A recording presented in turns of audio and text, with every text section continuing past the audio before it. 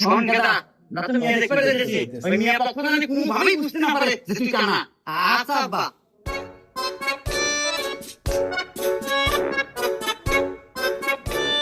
তো বাবা যে আসতে কোনো সমস্যা নাই তো? না, আমাদের সমস্যা হয় নাই। আচ্ছা যাই হোক, এখন কো আমাদের মেয়ে পছন্দ হলো নাকি? বিয়ে সাহেব, আমাদের পক্ষে তো কোনো সমস্যা নাই, মেয়ে আমাদের খুব পছন্দ হয়েছে। আলহামদুলিল্লাহ, বিয়ে যা তো পাকা করতে হলো, তাহলে এই সুবাদে মিষ্টি মুখ করা যায়।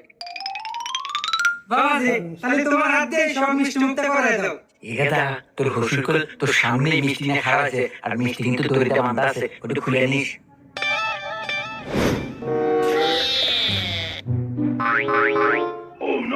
শ্বশুর আব্বা, মিষ্টিটা তো হুক নক নকা, মনে হয় মিষ্টি চুলা কম দিছে।